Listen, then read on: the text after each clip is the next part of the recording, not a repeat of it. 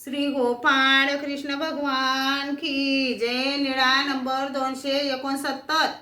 परस नायकाचे ब्रह्म सर्वज्ञ महालक्ष्मीच्या देवळात गेले. तेथील सभा मंडपात उभे राहिले आणि सभा मंडपातील छताकडे पाहून सर्वज्ञांनी म्हटले, बघितली का परस नायकाची साध्य फळे?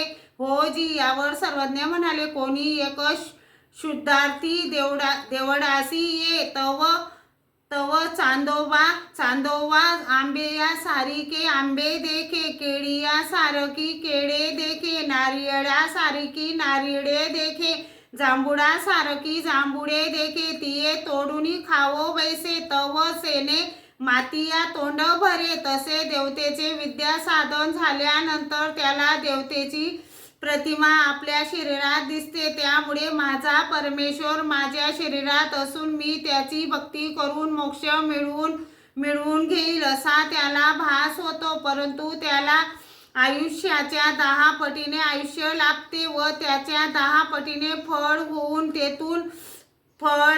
तेथून पतन होते. अशी ब्रह्मादिकाची साध्य फळे मोजकी व पतनशील आहेत. आंबे स्थानी चैतन्य विश्वदेवतेचे फळ, केळ स्थानी भैरवाची फळे, नारळ स्थानी शेषयाची फळे, जांभूळ स्थानी ब्रह्मादिकाची फळे. यानंतर सर्वज्ञांनी भट्टोबासांना रुंबनेयाचा दृष्टांत निरूपण केला. कोणी एकू दुधाचे गुणविषयक अनुमोदित होते, ते तो जाते दूध आला होता. तेने पुसिले, हा गा दूध ते कैसे? दूध ते पांढरे ते कैसे? पांढरे ते बडे या सारिके, बडे ये ते कैसे? बडे ते रुंबणे या सारिके, रुंबणे ते कैसे?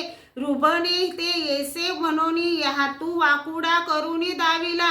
एकू दिसू तेने रुंबणे कोठा देखिले, तया अंगणी देखिली, हातू वाकुडा करुनी पाहिला. दूध ते हे मनोनी पेवो लागला, हिरडिया फुटती रगत निघे. अरे हे काही करीत असी, ना दूध पिताये, सारे सांडी ये रुंबणे, हिरडिया फुटती, ना माझे नि बापे सांगितले, दुःख होय परी न संडी.